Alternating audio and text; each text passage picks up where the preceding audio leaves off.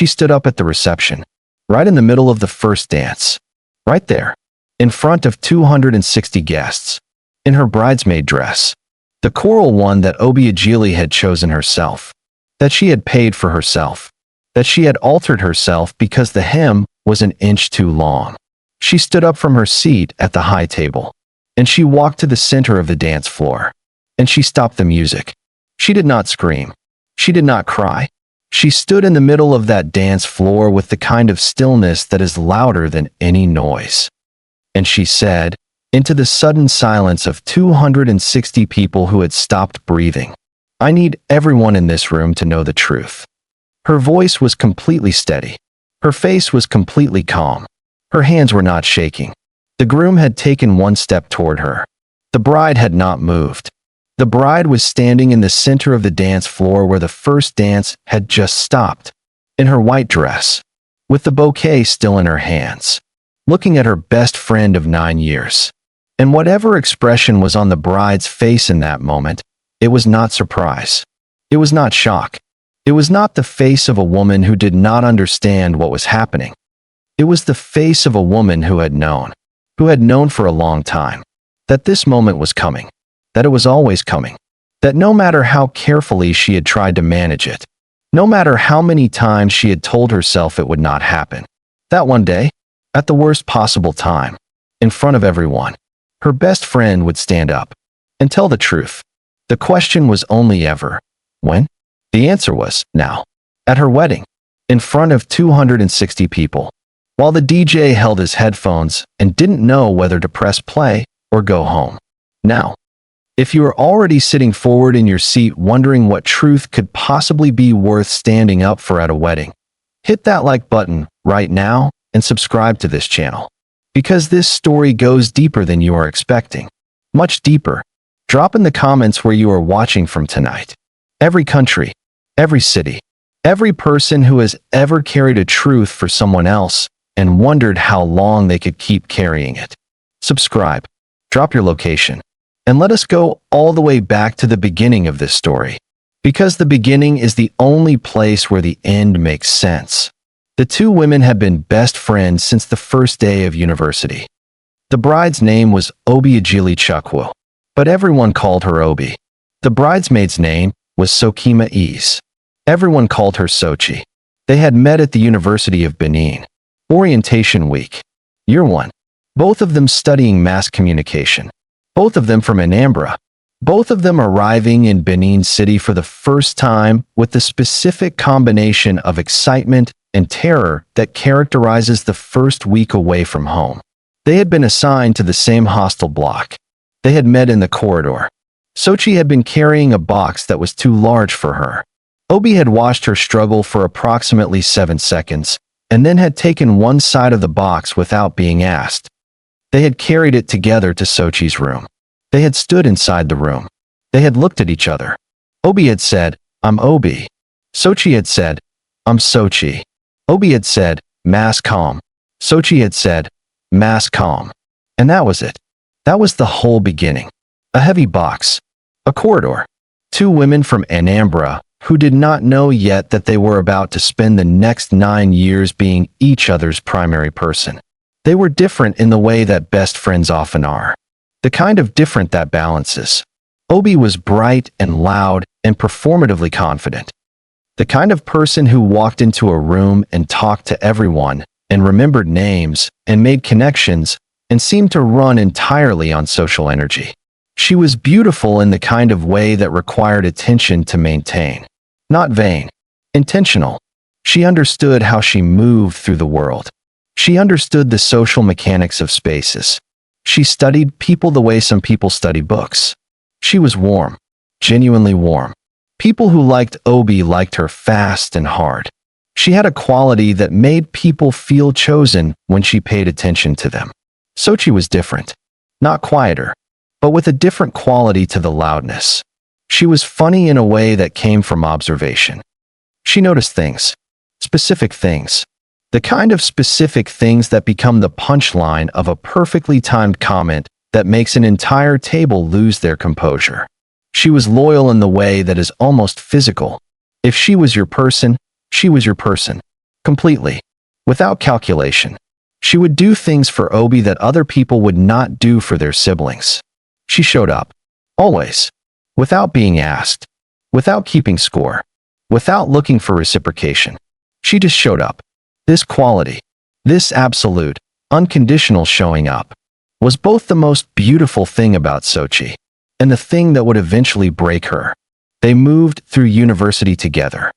The 4 years of mass comm, the assignments and exams and lecturers who were brilliant and lecturers who were unbearable, the hostel life and the market runs and the nights when neither of them could sleep and they would sit on the corridor and talk until the campus birds started making noise. They graduated together, both with good grades, both with plans. Oby wanted television. She had known since secondary school that she wanted to be on camera, not as a performer, as a journalist. The kind who asked the questions nobody else asked, who told the stories nobody else was willing to tell. Sochi wanted to write. Specifically, she wanted to write features. Long-form journalism. The kind that took months and traveled places and emerged as something that changed the way a reader saw the world. They moved to Lagos together after graduation. They rented a small flat in Surulere. 2 bedrooms, 1 bathroom, a kitchen that required organizational precision to use effectively. They built their careers side by side. The way you build things when you are young and broke and certain of nothing except the person beside you. And then Oby met Chibundo. Chibundo Nwachukwu, a lawyer, 32 when they met. Established, not flashy. Serious in the way of a man who has worked hard and built something and knows the cost of what he has. He met Oby at a press event. She was covering it for the station where she had just landed her first on-camera role. He was there representing a client. He had watched her work. The way she asked questions. The way she moved through the room. He had introduced himself. She had liked him. Not immediately. After the 3rd meeting. After the 3rd conversation where she realized he was listening to her. Actually listening. The way men do not always listen. The way that makes you understand that this person is genuinely interested in your mind. She called Sochi after the 3rd meeting. She said, Sochi. Sochi said, you have a voice. Tell me. She said, I met someone. Sochi said, what kind of someone? She said, the kind that I have been pretending I wasn't looking for. Sochi said, tell me everything.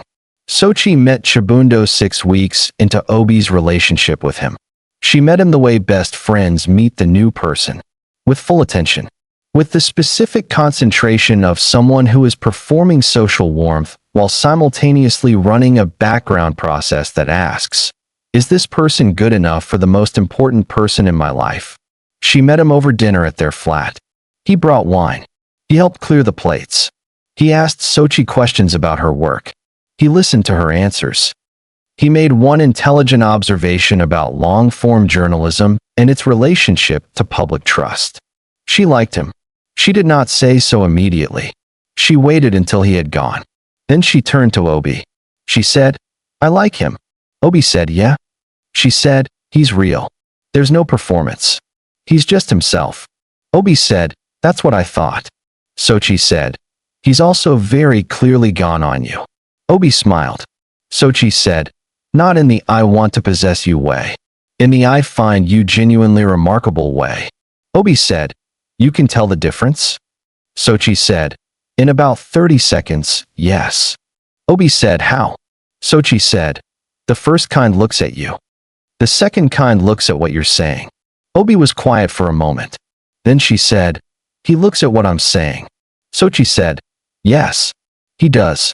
Oby said, good. Chibundo and Oby dated for 2 years. In those 2 years, Sochi was part of the picture. Not intrusively. Naturally. The way a best friend becomes part of a couple's story when both the couple and the best friend are genuinely good people. He respected the friendship. He understood it. He said to Oby once, your friendship with Sochi is something special. It's not a normal friendship. It's the kind people write about. She said, I know. He said, don't ever let anything come between that. She said, nothing would. He said, make sure. She said, I'm sure. But something was happening. Underneath the surface. In the place where things happen before anyone acknowledges them. Something had started. Not dramatically. Not on a single day. Over the years. Over the shared meals, and the late evenings, and the dinners, and the conversations that had accumulated between Sochi and Chibundo. Sochi had feelings for him. She had not named them.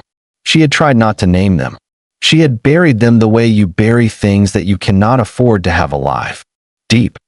With layers over them. With weight on top. She had told herself, this is not what you think it is. This is just proximity. This is just spending too much time with someone and mistaking familiarity for more. She had told herself this for longer than it was true. She had told herself this while the feelings grew. She had told herself this while she watched them together and felt something move in her chest that she refused to look at directly. She told herself this because the alternative was unlivable. Because Oby was her person. Because Chibundo was Oby's man. Because some things cannot be allowed to be what they are. Because the cost of allowing them is everything. So she buried them. She went deeper. She showed up for her friend. She smiled at the right times. She planned the bridal shower. She helped choose the wedding venue. She accepted the bridesmaid role without hesitation. She bought the coral dress. She altered the hem herself. She carried the weight of everything she was not saying in silence. Because that was who she was. That was the showing up. Then the conversation happened. 3 weeks before the wedding. A Thursday evening. Oby had gone to see the wedding planner. Sochi was alone in the flat. Their flat. They had moved out of the Surrealier place years ago, but had rented again together in a different part of Lagos because neither of them had found a situation that required the other to stop being the person they went home to. Sochi was alone. She was reading. Or trying to read. Her phone rang. She looked at the screen. Chibundo. She said hi. She's at the wedding planner. She'll be back in. He said, I'm calling for you. She said, oh. He said, can I come over? I need to talk to you. Something in his voice. She said, is everything okay? He said, I think so. I'm not sure. I just need to talk to someone I can be honest with. She said, okay. He came. He sat in the sitting room.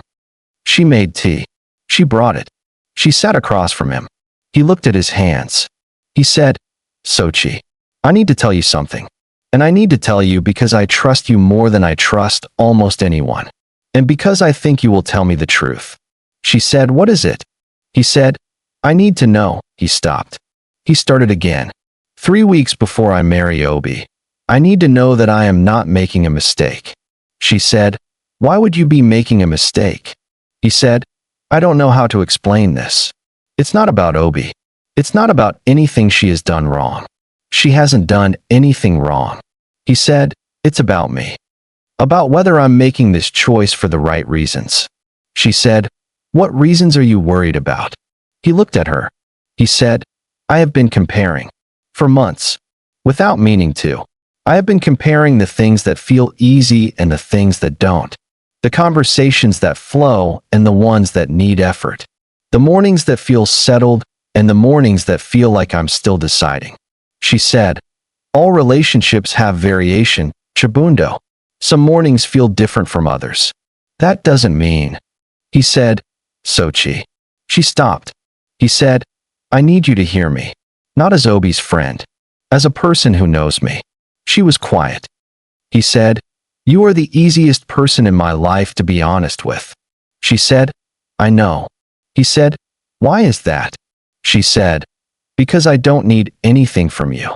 I'm not in the thing. I can just hear you. He said, maybe. A pause. He said, or maybe it's something else. The room went quiet. Sochi felt the hairs on her arms stand. She said, don't. He said, I'm not saying. She said, whatever you are about to say, don't. He said, Sochi. She said, Chibundo. You are marrying my best friend in 3 weeks. Whatever you think you are feeling right now, whatever this conversation is. He said, I'm not trying to blow anything up. She said, then don't say the thing you are about to say. A long silence. He said, have you never? She said, stop. He said, I'm not asking you to do anything. I'm asking, she said. I know what you're asking. And I am telling you, no? Whatever the answer would be to that question, the answer you get from me tonight is no.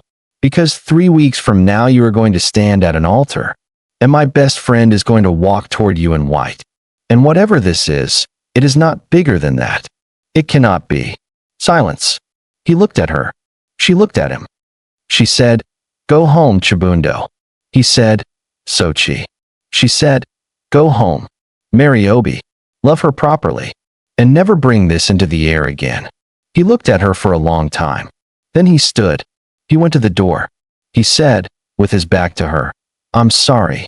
She said, "I know." He left. She sat in the flat, alone, with everything she had been burying, now fully alive, fully named, fully real. She sat with it for a very long time, and she made a choice. She made the choice she had been making for years. She would carry it. She would bury it again. She would be at that altar. She would hold the bouquet. She would smile. She would not say a word. Because Oby was her person. Because this was not about her. Because some costs are the price of being the kind of person she was. She would pay. Without complaint. Without credit. Without anyone knowing. That was the plan. But plans are made before things happen. And then things happen. 2 weeks before the wedding. Sochi was at Oby's parents' house in Asaba. The family had gathered. Planning. Organizing. The way Nigerian families organize for weddings. With great enthusiasm. Simultaneously. At high volume. Sochi was in the kitchen with Oby's mother. Mama Chukwu. A compact woman with a precise manner and very bright eyes. She had always liked Sochi. Had always said, "That girl is the right kind of friend." They were making chin-chin together. Talking about the wedding. Mama Chukwu said, "Sochi, are you okay?" Sochi said, "Yes, Ma. I'm fine." Mama Chukwu said, "You have been quiet." Sochi said, "I'm just a bit tired." Mama Chukwu looked at her. The look of a woman who has been reading people for 60 years. She said, "Is there something about this wedding that is worrying you?" Sochi said, "No, Ma." Mama Chukwu said, "You can tell me." Sochi said, "There's nothing to tell." Mama Chukwu turned back to the dough. She worked for a moment. Then she said, without looking up, "Sochi, I have known you for 8 years. I know you're quiet. And this is not the usual quiet." She said, "Nothing is wrong, Mama." Mama Chukwu said, "I also know Chibundo's quiet." Sochi stopped kneading. Mama Chukwu said, "He has been coming here every few days to help with arrangements. Good boy. But he has the same quiet you have." She said nothing.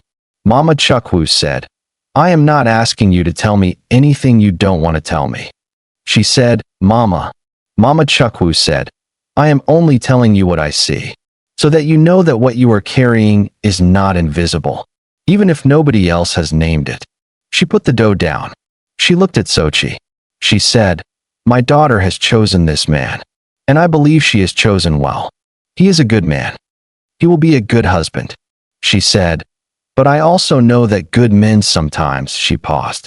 "Sometimes feelings are not in the right order. Sometimes what is right gets complicated before it gets clean." Sochi said, "Mama Chukwu." She said, "I am not asking. I am saying, the wedding will happen. Oby will be happy. And you will either find a way through this, or you won't. But I want you to know that I see you, and that I do not think less of you for anything I see." She went back to the dough.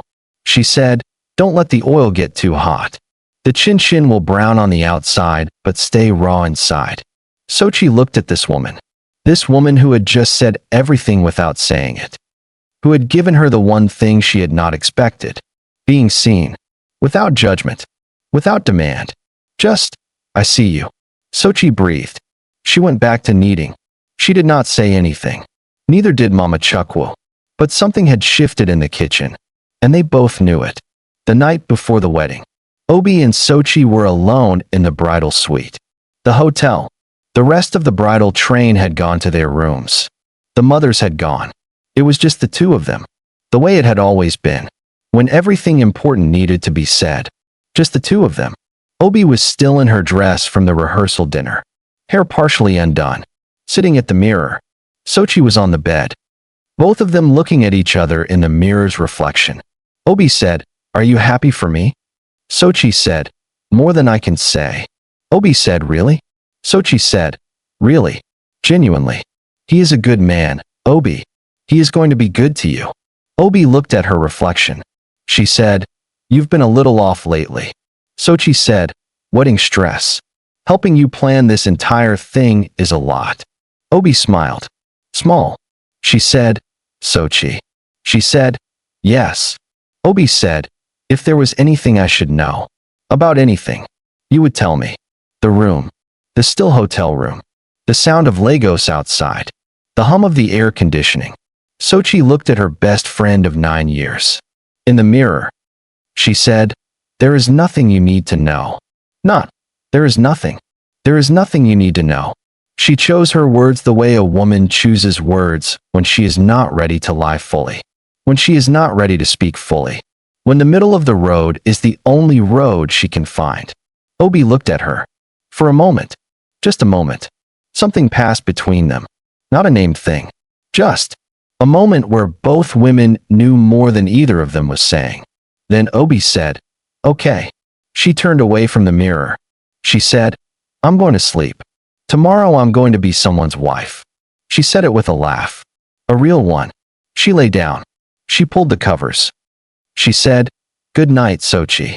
Sochi said, "Good night." She turned off the light. She lay in the dark. She breathed. She thought, "Tomorrow. Tomorrow I will stand beside my best friend. I will hold her flowers. I will watch her marry the man she loves. And then I will find a way, some way, to carry this into a life that does not collapse under the weight. I will find a way." She slept. The wedding morning was everything a wedding morning is. Organized chaos. Beauty in all directions. The bridal train in their coral dresses. The makeup artist who was extraordinary. The photographer who was everywhere. The mothers. Both of them. Mama Chukwu and Chibundo's mother. Moving through the morning with the focused energy of women who have been planning this day for a year and are not going to let one thing be wrong. Sochi moved through it. She did what she was supposed to do. She held things. She arranged things. She calmed people when they needed calming. She was present. Completely present. The way she was always present for the people she loved. At one point, while the photographer was doing portraits, Oby looked at her across the room. Across the noise and the movement. She looked at her, and she mouthed 2 words. "Thank you. Not for the help. Not for the organizing. For the years. For the 9 years. For all the mornings and all the evenings and all the boxes carried in corridors." Sochi looked at her best friend. In the white dress. With the flowers. With the light that was coming through the hotel windows falling on her exactly right.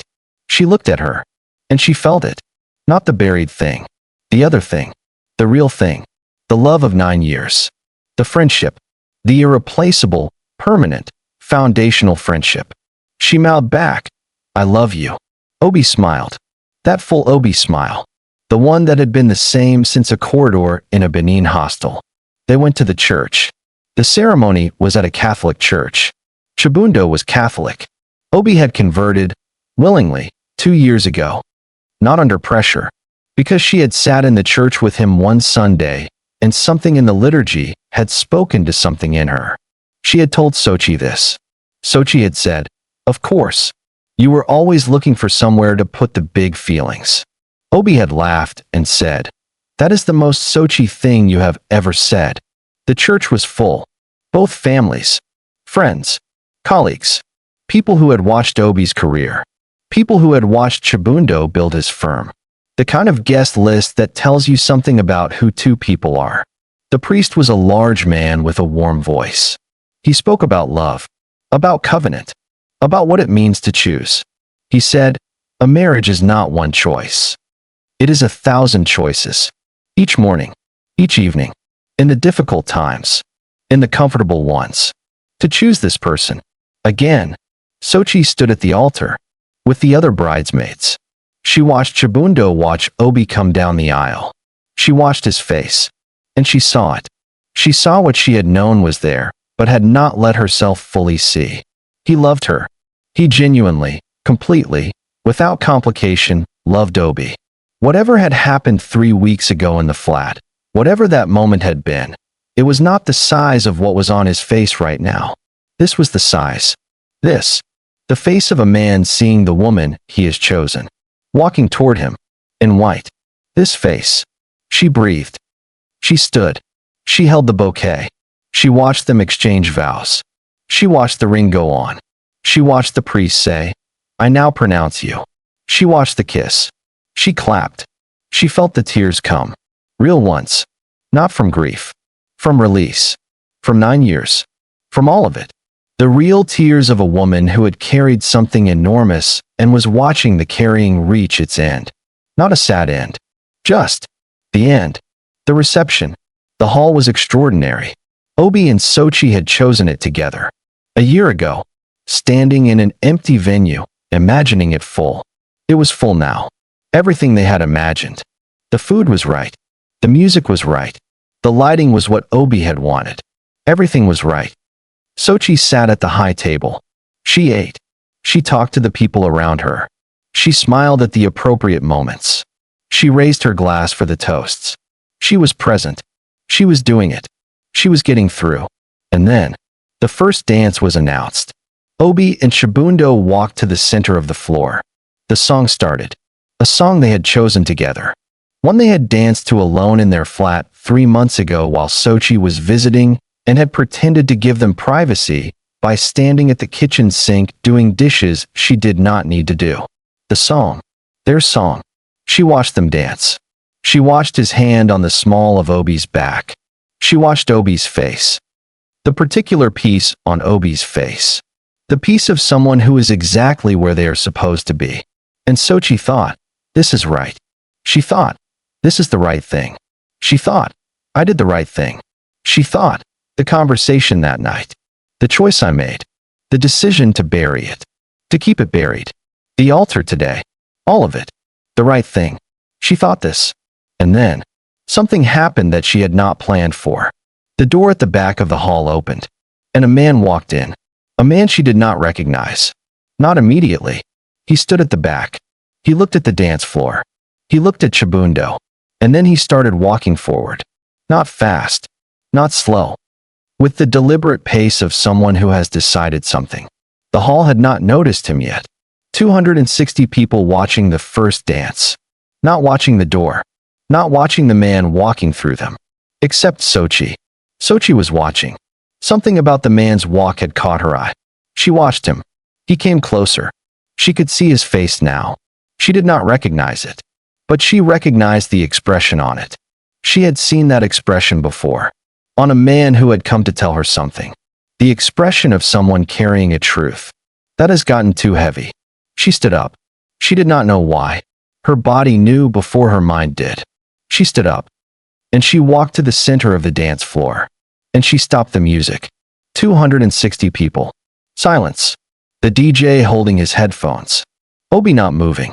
Chibundo having taken one step toward her. And Sochi standing there.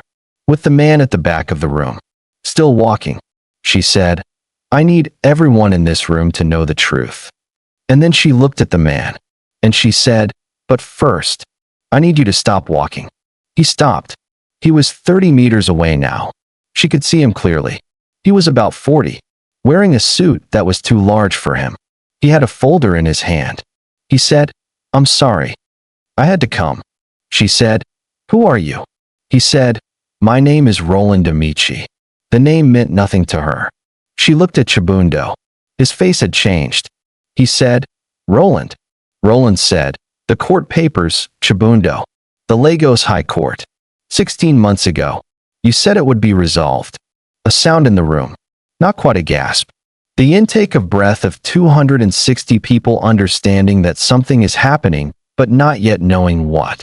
Oby said, what court papers? Chibundo said, Oby. Oby said, what court papers, Chibundo? And the room waited. And Sochi waited. And everything waited. The truth. It came out the way truth always comes. Not all at once. In pieces. each piece making the picture larger. Roland Amici was a business partner, a former business partner. He and Chibundo had been partners in a property development deal 4 years ago. Before Oby. Before the wedding. Before any of this. A deal that had gone wrong. Not because of fraud. Not because of malice. Because of a contract signed badly. Because of a clause not read carefully enough. Because of money that had been pooled in a partnership that had not been properly documented. A dispute that had gone to court. That had been quietly proceeding for 16 months. That Chibundo had never mentioned. Not to Oby. Not to his family. Not to anyone at the wedding. A case that was, at the moment Roland Amici walked through the door, 3 days from a hearing. A hearing that could go badly. That could affect financial positions. That could unravel things. Roland had not come to destroy the wedding. He had come because he had tried to reach Chibundo for 3 days and had not been able to. Because the hearing was in 3 days. Because there were papers that needed signing. Because he did not know where else to go. Because he had been desperate. And the venue had been posted publicly on social media. So he had come, not knowing, not understanding what he was walking into. He stood at the back of the hall now, looking like a man who understood what he had walked into, looking like he wanted very much to walk back out. He said, "I'm sorry. I didn't know." But Oby was looking at Chibundo. She was not looking at Roland. She was looking at her husband, the man who had, 20 minutes ago, said "I do."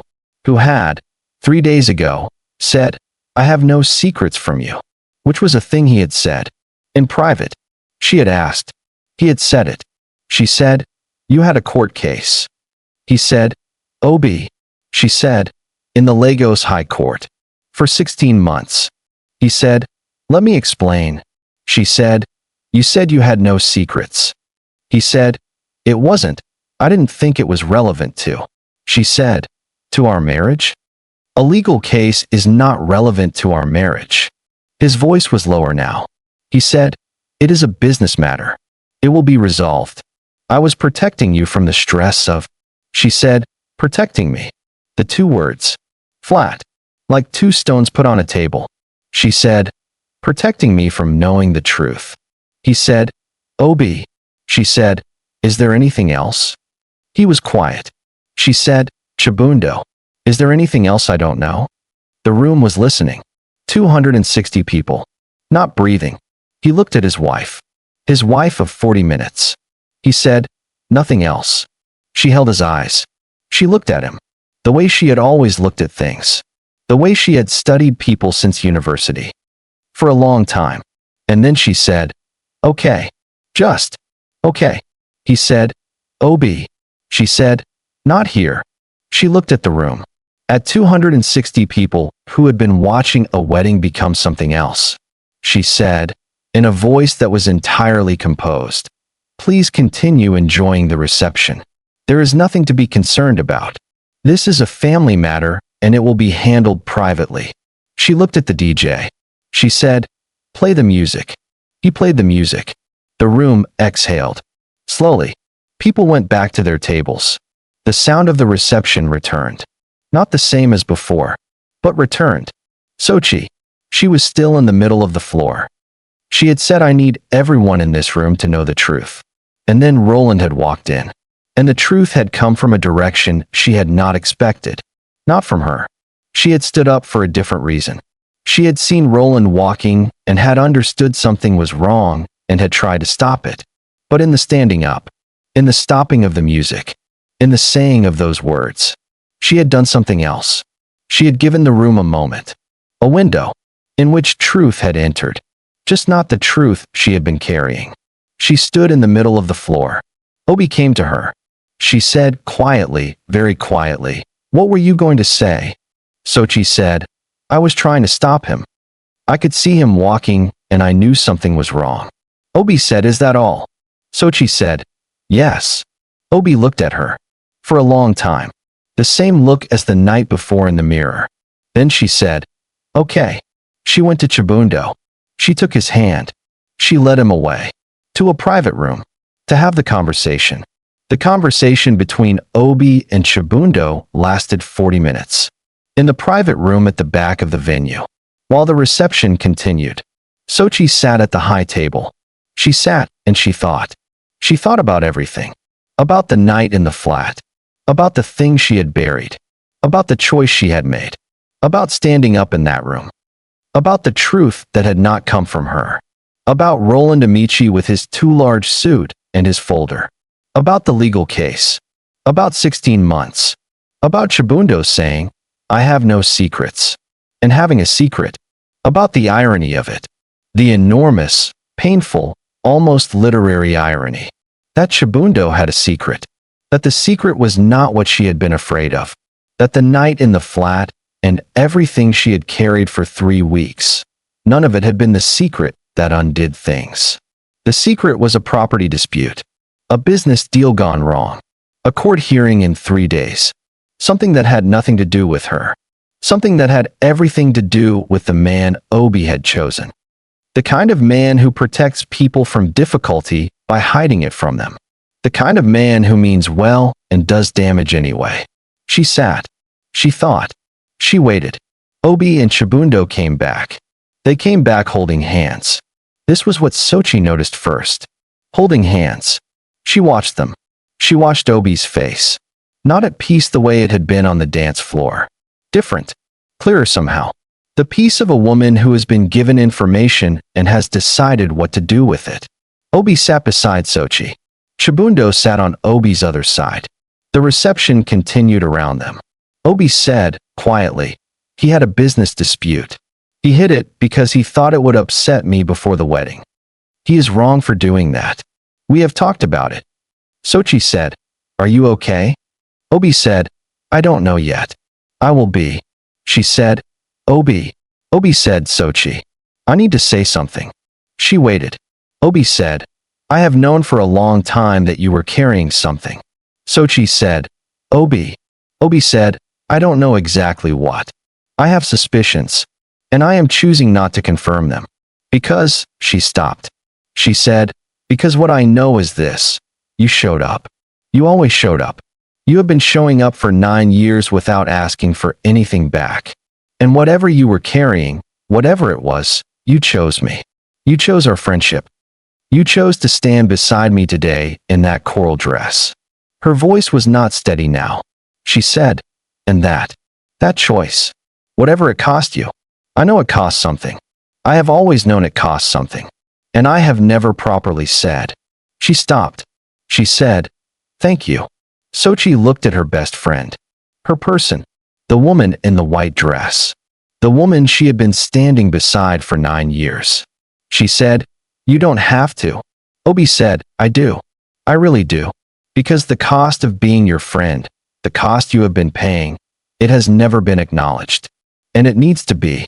She took Sochi's hand. She held it. She said, "Whatever comes next. For both of us. I want you to stop carrying things alone. Whatever you need to put down, put it down. Whatever you need to say, when you're ready, say it." She said, "I am still here. I am always still here." Sochi felt the tears come again. The real ones. Not the performance of them. The real ones. She said, "I love you, Oby." Oby said, "I know. I love you too." The reception ended. Not badly. Not after more drama. It simply ended the way receptions end when they have moved through something difficult and come out the other side into something honest. Roland Amici had been found a seat, had been fed, had spoken to Chibundo, had signed what needed signing, had been given papers, had left before the cutting of the cake with a look on his face that was partly mortified and partly relieved. The guests had danced. The food had been eaten. The speeches had been made, including Sochi's. Her speech, which she had been preparing for months. She stood up at the microphone. She looked at the room. She looked at Oby. She said, 9 years ago, a girl I didn't know helped me carry a box I couldn't carry alone. And the thing I learned that day, the thing I have been learning every day since, is that she was always going to be the kind of person who helps with the heavy things. Not for recognition, not for reward, because that is simply who she is." She said, "Oby, You have built a life that looks like the life you said you wanted when we were first-year students with nothing but plans and one shared bathroom. You did it honestly. You did it with your whole self." She said, "Chibundo." She looked at him. She is the best kind of person. The kind who helps without being asked. Who loves without conditions. Who carries things for people who don't always know she's carrying. Be the person who helps her put those things down. She raised her glass. She said, "To Oby and Chibundo, may you always be honest with each other. About the things that matter. About the court cases and the feelings and the buried things. About all of it." The room raised their glasses. Sochi left the hotel at 11. The couple were still inside. Still surrounded. Still being celebrated. She got in a taxi. She sat back. She looked out at the Lagos night. She felt something. Not happiness exactly. Not grief. Something between and beyond both. The particular quality of a person who has come through something difficult and arrived somewhere that is not where they expected, but is honest. She took out her phone. She looked at it. She had a message. From a number she did not recognize. She opened it. It said, "I heard your speech. You are remarkable. R." She stared at the message. She typed back, "Who is this?" The reply, "Roland. The man who crashed the wedding. I'm sorry about that, by the way." She looked at the message. She typed, "Are you always this direct?" He typed, "Only when I have done something wrong. Directness seems like the least I can offer." She stared at the screen. She put the phone in her bag. She looked out at the night. She thought about Oby. About Chibundo. About the court papers. About what it meant to have a secret from the person you loved. About what it meant to carry something. About what it cost. About what it was worth. She took the phone out. She typed, "Are you still at the hotel?" He typed, "In the lobby. Waiting for a taxi that is taking forever." She typed, "They always do." He typed, "Yes." She typed, "What is the property case about?" He typed, "That is a long story." She typed, "I have a 40-minute taxi ride." There was a pause. Then, "That might be enough time for the short version." She smiled. Not a performed smile. A real one. She typed, "Tell me." She did not know what Roland Amici would become. She did not know anything about what came after. She was not thinking about what came after. She was just in the taxi, on the phone, with a man who had crashed a wedding because he was desperate to resolve a business dispute, who had apologized directly, who was still in the hotel lobby because Lagos taxis were impossible. She was just present, which was something she had been struggling to be for 3 weeks. Present, without the weight of the buried thing, because the buried thing had shifted, not disappeared, shifted. Something Oby had said, "Whatever you need to put down, put it down." She was not yet at the putting down, but she was at the beginning of it, the part where you acknowledge the weight, where you stop pretending the thing is not heavy, where you say, "This is heavy and I have been carrying it alone, and that is okay, and now I need to set it somewhere it can rest." She was at that part, just the beginning of that part. But the beginning is enough. The beginning is always enough. 6 months after the wedding, Oby and Chibundo were fine. Not perfect. Better than fine. The court case had been resolved. Favorably enough. They had lost some money. Not catastrophic. Manageable. But more importantly, they had had every conversation that needed to happen after a secret comes out. And there were many conversations. About honesty. About protection. About what it means to hide something to spare someone the difficulty. About the difference between protection and control. About who gets to decide what information is too difficult to share. They had those conversations. Hard ones. Honest ones. The kind that make a marriage either break or go deeper. Their marriage went deeper. She told Sochi this on a Sunday lunch. She said, "Knowing the bad thing made the good thing more real." Sochi said, "What do you mean?" Oby said, "Before, I was building on what I thought was a complete foundation. Now I know the foundation has a crack, and we have looked at the crack together, and we are reinforcing it together. And I trust the reinforced foundation more than I ever trusted the one I thought was perfect."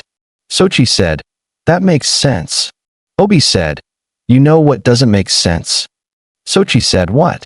Oby said that you are having Sunday lunch with me instead of a Sunday lunch with Roland. Sochi said, Oby. Oby said, you have been talking to him for 6 months. Sochi said, we have been talking. Oby said, on the phone. For hours. Sochi said, he is a very interesting person. Oby said, he is clearly very interesting to you. Sochi said, we are friends. Oby said, Sochi, you are the person who understands the difference between the first kind of attention and the second kind. You told me. The first kind looks at you. The second kind looks at what you're saying. Sochi said, yes. Oby said, which kind does Roland do? A pause. She said, the second kind. Oby said, then I don't understand why you are having Sunday lunch with me. Sochi laughed. Oby said, I'm serious. She said, I know you are. Oby said, is it about? Sochi said, no. It's not about anything except that I spent a long time not knowing how to be in my own story. How to not be in someone else's. I am just, she paused, learning how to be in mine. Oby looked at her. She said, how long will that take? Sochi said, I don't know. But less time than before. Oby said, good. She picked up her fork. She said, call him this afternoon. Sochi said, Oby. Oby said, call him. Or I will tell him you think he is very interesting. Sochi said, you wouldn't. Oby looked at her. Sochi said, you would. Oby said, I would. Sochi laughed. And Oby laughed. And the sound of it filled the Sunday afternoon. The sound of 2 women, 9 years in, still carrying the same friendship, but lighter now, having set down the things that had been making it heavy. Just lighter. The thing about best friends is this. The real ones. The 9-year corridor and heavy boxes ones. They know. They always know. Not everything. Not the specific facts. But the weather of you. The particular climate of your silences. The difference between the tired quiet and the carrying quiet. They know. And the ones who love you well. The ones who are worth 9 years, they wait. They wait for you to be ready.